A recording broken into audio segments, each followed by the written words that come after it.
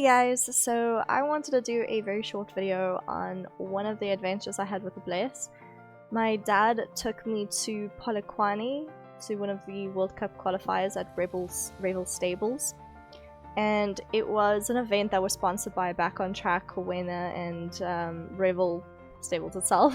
So that was back in, I think it was 2019, so this was just before COVID, and it was one of our last World Cup qualifier events of the season. We had just started getting back onto the meter 30 track, and we were doing a meter 20 at this particular World Cup, and it was the diamond class, and we actually came third, so we were about a second off the clock from winning the diamond.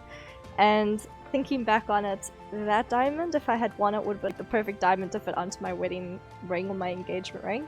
But back then, I had only started dating Skippy, and we were about, I think it was about 5 months into the relationship, and he was on a tour of Africa for his company Nomad Adventures, or African Nomad Adventures, or something like that. That was a particularly tough competition for me, because the day that he was supposed to leave for his tour, which he would be away for about, I think, about a month or two, and I had to leave for Polokwane that day.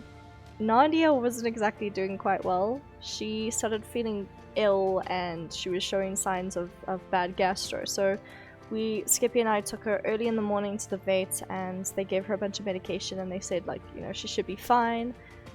But it didn't turn out that way. The minute we got to the competition, from the very start, when my sister came home from work, she said she couldn't find my dog anywhere, and she heard barking in the garden and whimpering, and she found Narnia was hiding in the tall grass, cuddled into a little tiny ball, and Songi was with her, looking out for her.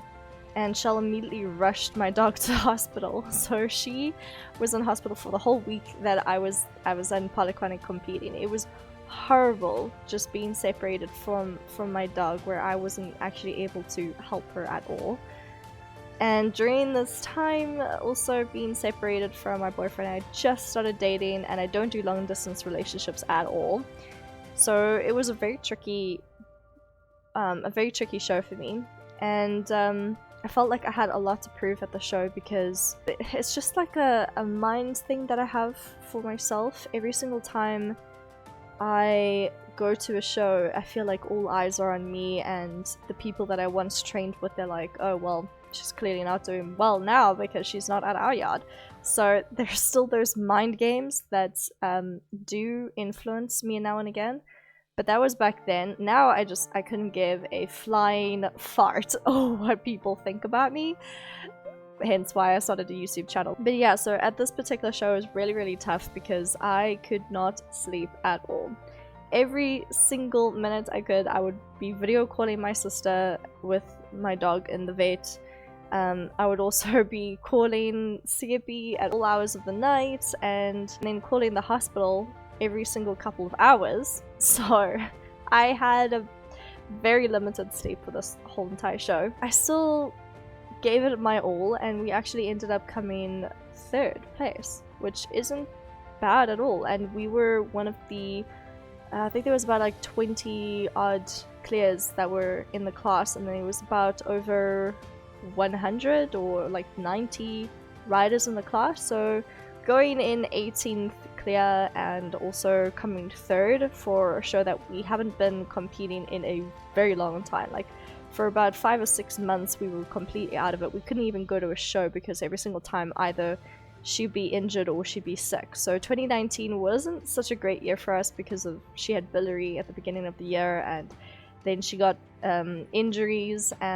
So it was really amazing that she gave it all. And it was a lot of fun going to these type of shows with my dad, because we don't really get opportunities to go to a lot of these away shows in South Africa, unless you could afford the trucking fees and the accommodation, and it gets really expensive very quickly. So I just wanted to post this up here of just a memory time lapse of the event that took place, and just to say that you really need to give appreciation for the animal that you sit on. They don't have to do things for you. Like, they don't have to do anything for you. Literally, like, you are coming into their space with a bit and a saddle, putting a bit in between their teeth, putting the saddle on their back, and when they're having one bad day and they buck you off, you think they owe you something? No. Horses owe you shit. They allow you to sit on their backs. Okay, enough of the little lecture there. Here is the clip.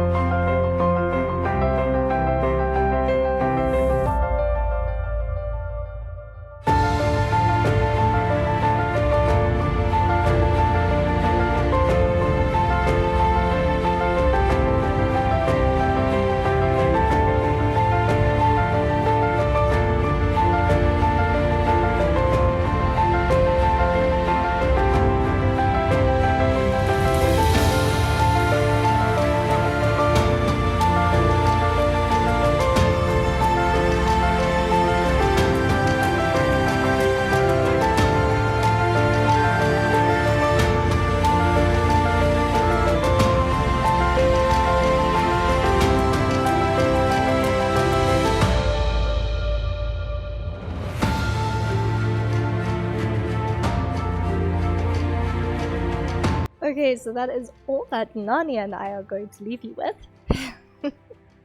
And yeah, I hope you guys liked this video, and hit that like button, subscribe, share if you can. Any support for this channel means a lot to both of us.